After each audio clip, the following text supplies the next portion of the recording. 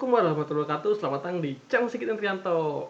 Setelah sekian lama hiatus ya dari per YouTubean gitu ya. Terakhir kalau nggak salah apa namanya?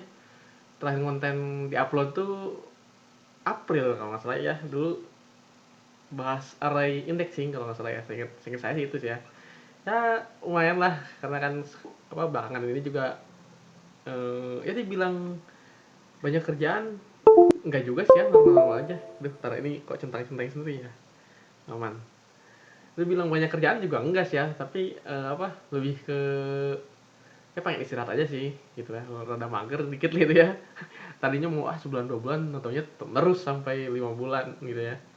Terus apa belakangan ini juga saya lagi belajar ini apa namanya 3D design gitu ya. Ya ya modeling gitu ya, 3D modeling gitu.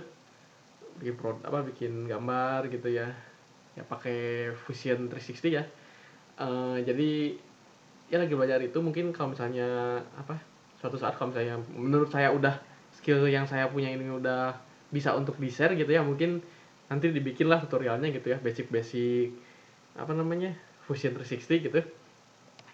Saya kan apa ya desain 3D juga bagian dari engineering gitu kan kalau misalnya teman-teman lihat opening atau intronya tuh apa aja sih ya kalau nggak salah programming, robotik, sama engineering kalau nggak salah tuh ya. Saya juga lupa gitu ya. Sama intro saya sendiri saya nggak pernah merhatiin tuh ya. Tapi ya kurang lebih 3 topik utamanya tuh itu gitu loh. Engineering, robotik, programming gitu. Nah lebih itulah ya. Kayak kita langsung langsung ke materi aja ya. Karena ini materinya nggak yang berat-berat amat gitu ya. Ya bisa teman-teman lihat sendiri ya. Kalau kita akan bahas mengenai dasar sistem kendali gitu ya. Kenapa saya bawa materi ini gitu ya soalnya saya tuh kepikiran sebenarnya nih ya buat bikin konten mengenai sistem modeling gitu ya. Sistem modeling tuh ya kayak apa transfer function gitu deh atau fungsi alih gitu, terus state space modeling gitu, terus apa terus saya juga pengen apa bikin tutorial soal kendali PID gitu ya kontrol PID gitu. Tapi kalau misalnya saya langsung ke transfer function gitu atau langsung ke set space atau langsung ke PID gitu ya atau controller lainnya gitu, kayaknya apa kalau learning padnya tuh kayak ketinggalan satu step gitu loh ya. Kalau misalnya teman-teman ibaratnya naik anak tangga tuh kelewat satu gitu anak tangganya tuh, ini nggak mulai dari satu gitu, mulainya langsung kedua gitu. Nah ini sebagai pengenalan ya atau permulaan terkait dasar sistem kendali gitu ya. Jadi saya sampaikan dulu materi mengenai dasar sistem kendali ya. Ini mohon maaf ya kalau misalnya saya rada belibet-belibet dari dulu kayaknya belibet mulu ya nggak berubah-berubah. Kalau pikir-pikir ya kita langsung aja ke materinya. Nah, sistem kendali itu apa sih? Sistem kendali adalah sistem yang dirancang untuk mengatur perilaku sistem dinamis dengan tujuan agar output sistem sesuai dengan input referensi gitu ya.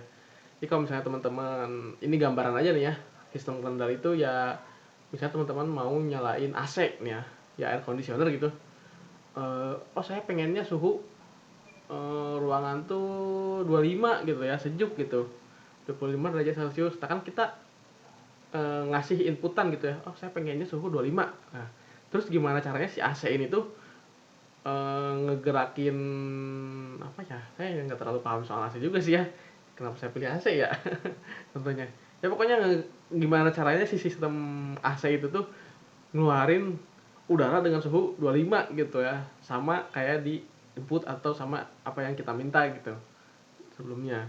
Nah, itu namanya sistem kendali ya, intinya mah mengendalikan suatu hal gitu ya. Mengendalikan suatu sistem gitu. Nah, apa aja sih komponen dari sistem kendali? Nah, pertama ada set point ya. Set point ini adalah nilai target atau referensi yang diinginkan untuk output sistem. Ini adalah nilai yang dicapai atau dipertahankan oleh sistem kendali. Nah, set point itu ibaratnya kalau tadi kayak AC itu, yaitu kita pengennya suhu 25, ya berarti outputnya juga si AC-nya juga harus ngeluarin udara yang suhunya 25 derajat Celcius gitu. Nah, itu set point-nya tuh 25-nya itu. Gitu. Apa? Eh set point ya, set sama point gitu ya. Set tuh kan diatur gitu ya. Jadi diaturnya sekian gitu set point tuh, titik apa nilai awalnya gitu, nilai masukan bukan nilai awal. Nah kemudian ada controller ya. Controller adalah elemen yang membandingkan nilai output aktual dari sistem dengan set point, kemudian menghasilkan sinyal kontrol berdasarkan perbedaan atau error antara keduanya. Controller bertugas untuk meminimalkan error ini ya. Jadi apa, nanti ada selisih input atau set point gitu ya sama output. Nah itu tuh dikendalikan sama controller gitu ya. Karena kan apa? Karena ada perbedaan itu kan disebutnya error ya gitu kalau di sistem kendali itu. Nah, controller ini contohnya PID ya, salah satunya gitu yang paling paling apa namanya? Paling familiar gitu ya. Paling familiar tuh PID. Kalau buat anak-anak elektro tuh, itu pasti apa? Dasar sistem kendali itu controllernya pasti PID tuh. Nggak jauh dari situ, dari dulu tuh. Nah, PID itu kayak gimana? Nah, nanti ada ininya sendiri tuh ya, ada videonya sendiri lah yang ngebahas detail gitu ya. Pokoknya tentang PID, tentang transfer function gitu. Oh, itu ada videonya sendiri nanti. Karena kayak kan ini kan baru pengenalan aja sih ya, pengenalan sistem kendali gitu ya.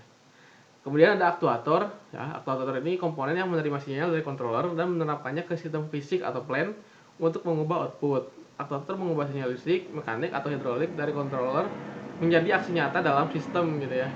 Ya kalau di AC tadi itu aktuatornya apa ya? Saya nggak tahu ya kalau di AC itu pasti ada kayak kipasnya gitu nggak sih?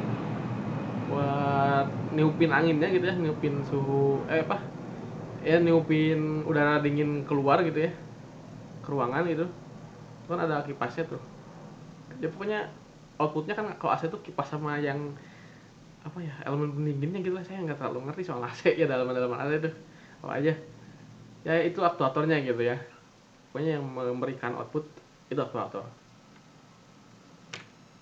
Nah, kemudian ada plan ya. Plan adalah bagian dari sistem yang dikendalikan. Plan biasanya terdiri dari beberapa subsistem yang bekerja bersama untuk menghasilkan output. Nah, kalau di sistem AC yang tadi saya jelasin tuh, plannya tuh ya AC-nya gitu. Si AC itu kan terdiri dari beberapa subsistem ya. Ada yang kipasnya, ada pendinginnya, ada apanya lagi ya AC itu ya. Ada sistem pembuangan angin yang panasnya itu, udara yang panasnya itu gitu kan. Nah, itu ya satu plan itu AC gitu ya. Nah, kemudian sensor ya, sensor mengukur output aktual dari plan dan mengirimkan informasi ini kembali ke controller. Sensor sangat penting dalam sistem closed loop karena menyediakan data yang diperlukan untuk feedback. Jadi kalau misalnya teman-teman kan nyeting suhu AC itu kan pakai remote gitu ya. Ya sebenarnya itu bagian dari sensing juga sih ya. Apa sensing ya, sensor gitu ya. Apa namanya? Kan kita eh, misalnya udah ruangannya tuh panas gitu ya, kita nyeting 25. Oh 25 tuh ternyata kita ngerasanya masih masih kurang dingin gitu ya, masih gerah-gerah gitu. Nah feedbacknya tuh dari dalam diri kita gitu, kita tuh ngasih feedback, ah ini mah kurang dingin gitu, ya udah saya turunin aja deh ke 20 gitu misalnya. Ya udah saya ganti si apa si inputnya tuh, input AC-nya tuh jadinya di set ke 20 gitu. Ya ibaratnya simpelnya kayak gitulah kalau sensor tuh ya. Nah feedback merupakan proses di mana output aktual diukur oleh sensor dibandingkan dengan set point oleh controller gitu ya. Itu yang feedback itu yang tadi ya, timbal baliknya gitu ya, responnya kita gitu. Kemudian disturbance adalah faktor eksternal yang dapat mempengaruhi output atau output plan tetapi tidak diinginkan. Sistem kendali yang baik harus mampu mengatasi atau mengurangi efek dari gangguan ini. Nah, disturbance ini tuh nama lainnya tuh noise ya. Noise tuh ya gangguan lah, gangguan di luar sistem gitu. Kalau di AC itu apa ya, mungkin ya kalau si disturbance-nya tuh ini apa, mungkin si motor kipasnya tuh udah nggak apa namanya, udah nggak bagus gitu ya. Kan lama kelamaan dipakai pasti ada penurunan kualitas gitu ya. Itu mungkin bisa jadi bagian dari noise juga sih ya, menurut saya sih ya, di DAS itu. Tapi ya kurang lebih disturbance atau noise itu ya yang mengganggu yang mengganggu sistem itulah, yang mengganggu tapi faktor eksternalnya gitu, kurang lebih kayak gitulah. Nah, selanjutnya ini ada jenis-jenis sistem kendali ya. Yang pertama ada closed loop, yang kedua ada open loop ya. Simple banget ya, cuma dua doang.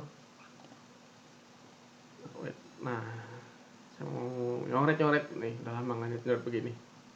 Ini kalau misalnya teman-teman perhatiin ya, yang mencolok dari open loop sama closed loop itu, kalau closed loop itu ada respon kayak gini nih, respon atau feedback ya, kayak gini. Nah, kalau open loop ya udah lempeng-lempeng aja gitu, lurus, tak gitu doang. Nah, kalau open loop ini contohnya tuh apa ya? Misalnya mesin cuci gitu ya, mesin cuci kita ngeset waktu buat nyuci itu misalnya 30 menit. Nah, berarti kan input itu di sini 30 ya. Kita pengen 30 menit. 30 menit. Nah, terus outputnya juga ya berarti si mesin cucinya tuh harus gerak selama 30 menit kan. Nah, di sini tuh harus 30 menit juga.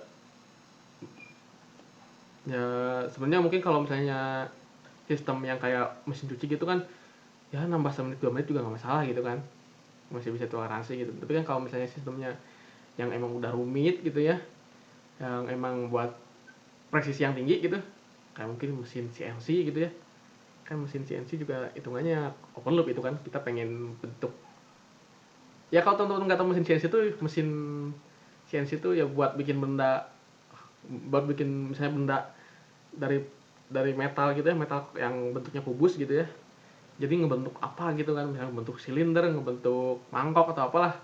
Nah, itu mesin CNC itu buat kayak gitulah. Kalau apa kalau lebih kayak gitulah. Kalau butuh yang presisi yang tinggi ya pasti si kontrol sistem ini tuh apa namanya, harus benar-benar yang apa namanya, yang optimal gitu ya di kontrol sistemnya tuh, walaupun tidak ada feedbacknya gitu ya, tapi kan kita pengennya input tuh sesuai dengan si output tuh sesuai dengan input yang kita inginkan gitu. Terus close loop ya, close loop tadi udah saya jelasin ya, ada feedbacknya. Nah, di sini ada controllernya juga. Nah, kalau controller ini salah satunya PID sih yang paling paling populer ya. Di sini misalnya PID nih ya, PID. Tadi kan controller tuh buat meminimalisir terjadinya error gitu ya. Kan di sini makanya ada error detector. Hasilnya ini bagian dari controller juga sih. Misalnya saya punya apa namanya? Misalnya di suatu gudang ya, gudang barang-barang berbahan kimia gitu ya, atau nggak di lab deh. Di lab kan itu harus suhunya tuh harus terjaga gitu ya, harus yang benar-benar ya, nggak boleh terlalu dingin, nggak boleh terlalu apa namanya ya, suhu apa ya, bukan suhu ruangan ya, pokoknya normal gitu, jangan terlalu panas, jangan terlalu dingin juga lah gitu kalau di suhu di lab tuh. Misalnya standar tuh untuk lab misalnya nih ya, misalnya di lab tuh karena ada bahan kimia apa gitu ya, suhunya tuh harus dijaga tetap 20 misalnya, harus tetap 20, jangan sampai lebih, jangan sampai kurang gitu ya. Nah, kita pengennya 20 nih. Nah, kita tuh ngeset 20, sini 20 ya.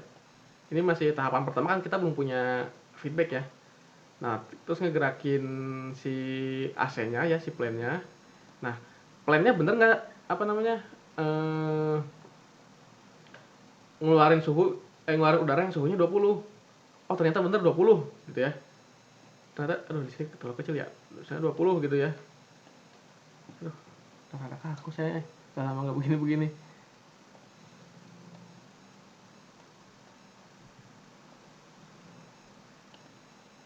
Bisa output di sini, oh ternyata 20 gitu ya. Nah, berarti kan karena ini 20, ini 20 gitu ya. Nah, berarti di sini setelah si plant mengeluarkan udara yang suhunya 20 itu, nah ini di situ ada sensornya gitu. Kalau misalnya kita pengennya AC-nya yang otomatis gitu ya, nggak pakai remote gitu, apa yang otomatis ini loh, kalau misalnya itu supaya tetap stabil gitu ya, supaya tetap 20 gitu.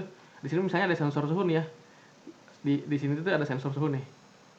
Misalnya ada sensor suhu, kita kan ngeluarin 20, hasilnya itu 20 derajat Celcius. Apa? Terbaca oleh sensor 20 derajat Celcius. Terus sensornya ini ngasih sinyal ke sini ya, ke controllernya nanti. Jadi kan ini 20, ini 20, berarti kan nggak ada apa ya, selisihnya tuh 0 gitu ya, nggak ada bedanya gitu. Jadi error sama dengan 0. Berarti kan input yang kita harapkan sama dengan output yang dihasilkan gitu. Tapi kalau misalnya case-nya ada, oh ternyata kita udah ngeset si suhu tuh harus 20 gitu ya.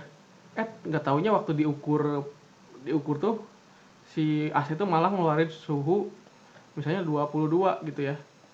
Nah, nanti si suhu yang 22 itu diterima oleh sensor, sama kayak tadi, diterima oleh sensor, terus apa namanya, ngirim sinyal lagi ke controller. Nah, di sini kan ada selisih ya, 22 sama 20 gitu ya. Ada selisihnya tuh 2 gitu ya. Nah, ini selisih 2 tuh mau diapain gitu. Nah, ini tugasnya apa? Nanti PID nih. Nanti ada apa ya? Ada faktor, ada koefisiennya gitu ya, supaya mengendalikan si plan atau si apa? Si suhunya tuh yang tadinya 22 bisa diturunin jadi 20 gitu. Oh, ternyata setelah PID-nya menjalankan apa namanya, tugasnya selama beberapa detik, suhunya tuh jadinya 21. Oh, udah ada peningkatan nih. Udah mendekati 20 gitu kan. Nah, ini nanti di sini ngirim lagi gitu. Sensor ngasih apa? Inputan ke controller lagi gitu. Oh, ini 21 sama 20 berarti selisihnya 1. Ini harus diapakan lagi nih. Gitu kan. Ada rumusnya lagi lah nanti apa PID itu. Setelah sekian apa namanya? Setelah sekian proses barulah di sini nyampe 20 gitu. Kalau udah 20 ya gimana caranya mempertahankan si nilai itu gitu. Nah, ini aduh, ini belum belum saya edit nih ininya nih. Ini sebenarnya contoh gambaran sistem kendali nih ya. Ya kurang lebih kayak gini nih. Ini kan sensornya mata gitu ya, mata penglihatan kita. Terus kita pengennya tuh apa namanya? Pengennya misalnya nih, ini tuh ketinggian tuh harusnya segini nih. Ketinggian tuh segini, ternyata aktualnya segini. Nah, berarti kan harus dikurangi ya. Nah, berarti yang menjadi sensor di sini tuh ya mata kita gitu. Mata kita jadi sensor ya. Nih kan, ini sensor nih. Sensor mata ya. Kita pengennya tingginya misalnya 2 meter lah ya. Kalau ini H gede ya. Ketinggian referensi ini ya. H yang gede. Terus karena mata kita ngedetect, oh ini terlalu banyak atau terlalu tinggi gitu airnya. Nah, terus kita tuh punya pikiran. Nah, pikiran kita kan pasti, oh ini harus dikurangin. Nah, itu tuh controllernya itu tuh. Otak itu sebagai controller. Nah, actionnya apa dari controller itu tuh? Actionnya itu tangan. Tangan kita ya berarti kita udah tahu nih, kalau misalnya ketinggian ya harus diturunin gitu kan. Tangan kita ya buka katup gitu ya. Terus plannya mana? Nah, sebenarnya ini tuh bisa jadi bagian dari plan nih, dua ini tuh nih. Itu bisa masuk ke plan. Jadi nanti kalau misalnya teman-teman ada nemu diagram block gitu ya, atau diagram apa? Dia ya diagram sistem kendali yang plannya dipisah atau disatuin tuh normal lah gitu. Ini kan kalau ini dipisah gitu ya. Satuin juga nggak apa-apa. Kalau misalnya disatuin ya mungkin di sini ditulisnya sistem tangki air gitu, atau tangki air juga udah cukup sih gitu ya. Cuman kalau yang digambar itu dipisah gitu. Nah, nanti setelah kita ngatur sedemikian rupa gitu ya, si valve-nya tuh supaya tingginya sampai sama dengan H besar gitu ya, ketinggian referensi, ya udah. Dia outputnya sesuai dengan yang kita inginkan gitu ya. Kalau misalnya ternyata ternyata si valve-nya kita buka masih masih belum nyampe ke yang H besar ini kan, berarti kan action-nya tuh kita harus ngebuka lagi gitu kan. Kalau misalnya kekurangan ya kita nyalain si kerannya lagi gitu kan. Ya kurang lebih kayak gitulah si sistem kendali itu. Ya, kita akan coba di Simulink ya. Di Simulink cara bikin diagram kendali kayak gini ya. Oke, kita langsung ke Simulink. Oke teman-teman, kita udah ada di Simulink ya. Kalau misalnya teman-teman apa namanya, nggak tahu cara buka Simulink ya, teman-teman bisa lihat tutorial saya yang sebelumnya deh. Itu cara buka Simulink ada. Cara buka Simulink MATLAB gitu ya. Nah, kalau misalnya apa, pengen buat diagram kendali kayak tadi ya, yang pasti teman-teman harus buka library browser dulu ya, kayak biasa. Disiplin biasanya agak lemot sih, rada ngelag nih kalau di laptop saya tuh, karena ya MATLAB ukurannya gede juga sih. Nah nanti keluarnya diagram blok kayak gini. Saya biasanya pakainya yang commonly used block kan, ada scope, ada sum. Ini sum tuh yang tadi apa namanya, tadi di diagram tadi ada tuh yang di PPT tuh, itu pakai sum ya. Jadi kan kalau ini apa, oh iya yang tadi yang buat error itu loh, pakai sum. Kita masukin sum aja ya, sum. Mana sih, kok nggak muncul, masih loading ya ini. Nggak tahu nih, laptop saya jadi kadang ngelag kenapa ya.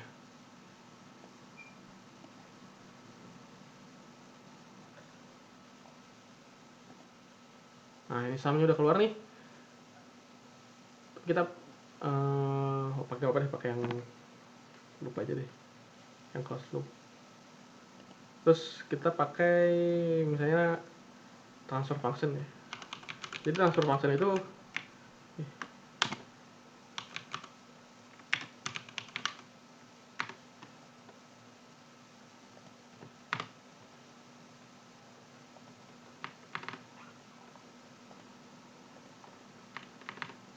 aduh kok susah banget ya, coba di sini deh.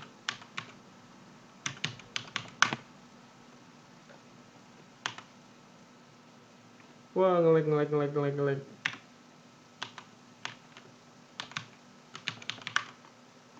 Nah transfer function ya.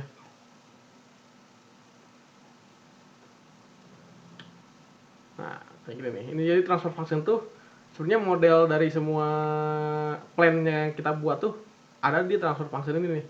Nah ini X tuh maksudnya apa, 1 per S tambah S1 tuh maksudnya apa. Jadi kayak ibaratnya sistem AC tadi tuh ya, misalnya contohnya sistem AC atau sistem tangki tadi tuh, kalau misalnya dibuat dalam model transfer function tuh ya kayak gini gitu.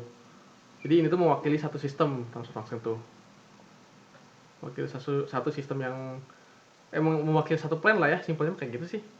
Nah terus kalau misalnya mau nambahin PID di mana, PID itu bisa ketik aja nih PID. Nah PID controller ya. Ngelag. Gak tau ya teman-teman, kalau buka MATLAB ngelag juga kali ya, atau mungkin speknya lebih dewa kali kan yang teman-teman mah ya.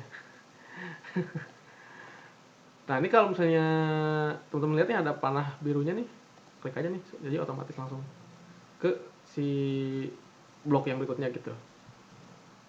Ini satu sistem yang, terus kalau misalnya mau teman-teman bikin dua sistem gitu ya, dua sistem tapi pengen dijadiin satu gitu ya, bisa kayak gini.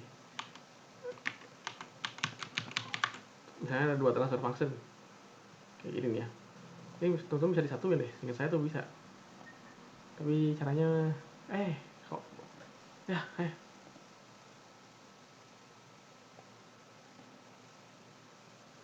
nah create subsystem.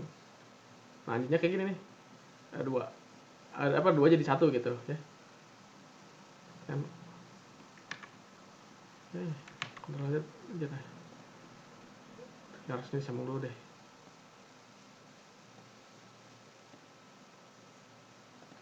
Lanjutnya kayak gini kan, ini tuh ibaratnya jadi transfer function sama transfer function satu ya. Terus kalau disatuin ya gini nih, yang tadi pencet dulu. Nah ini tuh jadi udah transfer sama transfer function satu. Nah kalau pengen lihat lebih detail ya teman-teman double klik aja gitu kan, sama ini kayak yang tadi. Iya, balik lagi ke yang untitled tadi. Terus outputnya gimana? Outputnya teman-teman bisa pakai scope. Jadi apa? Lagi rame tuh sekarang tuh apa yang scope itu loh. Ini bukan yang kayak gitu ya. Nah teman-teman bisa ke scope tadi nih ya. Terus inputnya gimana? Inputnya teman-teman bisa pakai, kalau saya biasanya pakai step sih. Sebenarnya tergantung apa teman-teman mau pakainya ya kayak gimana. Ini maksudnya step itu apaan? Nanti deh lah ya, pas apa namanya, pas transfer function aja kali ya ngejelasinnya. Ini itu sinyal inputnya gitu. Nah terus kalau misalnya mau feedback, ini kan kalau misalnya teman-teman perhatiin, ini tuh plus sama plus ya. Berarti ini apa? Nah ini tarik dulu deh sini nih. Kita bikin feedbacknya ya. Nah, ini feedbacknya tuh feedback dijumlahin sama inputnya gitu itu maksudnya tuh. Kan kalau yang tadi kita yang PID itu kan kita pengennya tuh error itu selisihnya gitu ya. Nah, teman-teman bisa kayak gini. Sedikit double klik. Nah, list of sign-nya jadi plus minus. Jadi respon yang di sini tuh nilainya jadi negatif. Respon yang di sini nilainya positif. Gitu. Jadi kan dapat tuh selisihnya kayak gimana. Caranya kayak gimana? Nanti selisihnya berapa terus diproses sama PID controller, nanti masuk ke subsystem. Ini kalau misalnya teman-teman mau ganti nama bisa deh. Misalnya sistem ini rutenya angki. Nah, bisa kayak gini lah, bisa di custom lah, teman-teman bisa custom ya. Terus kalau misalnya teman-teman mau simulasi, run aja deh sendiri ya. Ini saya nggak run soalnya ya ini sistemnya juga asal kok. Nanti ya kalau misalnya mau yang lebih detail, insya Allah next video ya saya masuk ke apa namanya, ke transfer function ya, insya Allah saya bahas lah di video berikutnya. Oke ya, terima kasih yang sudah nonton ya. Saya rasa cukup untuk video kali ini. Terima kasih yang udah nonton. Terus makasih juga ya udah udah setia nungguin channel Sigit Indrianto gitu ya. Ya mungkin ada yang nunggu kali ya. Saya juga nggak tahu ya. Terima kasih ya buat teman-teman yang udah subscribe, yang udah nonton gitu ya. Terus yang sering DM di Instagram atau ngirim-ngirim email terkait dengan MATLAB gitu ya. Terima kasih juga gitu ya. Itu juga jadi pengalaman saya. Terus jadi apa ya? Jadi punya kenalan baru lah gitu lah ya. Jadi kalau misalnya teman-teman ada pertanyaan gitu ya soal MATLAB gitu, atau mungkin ada apa ya, ada yang merasa kesulitan gitu ya soal MATLAB, ya gak apa lah, kita sama-sama belajar bareng soal MATLAB gitu ya, bisa diskusi bareng. Langsung aja DM gitu ya ke Instagram @neosigitindrianto, atau enggak email ada di profile lah, profile YouTube. Terus apa, jangan sungkan lah. Jadi kalau misalnya teman-teman mau nge-DM Instagram, itu kan saya akunnya di privat gitu ya, teman-teman langsung DM aja tuh, apa ada tuh kan bisa kirim pesan tuh ya. Ya kalau mau follow boleh lah, tapi kalau misalnya teman-teman teman-teman ngirim DM misalnya, mas saya kebingungan soal MATLAB gitu ya, boleh minta tolong apa ya, DM aja tuh gimana gitulah, pasti saya follow back sih, itu sih. Ya, saya rasa cukup ya, waktu sudah menunjukkan pukul 11:10 malam juga. Terima kasih buat yang udah nonton. Assalamualaikum warahmatullahi wabarakatuh.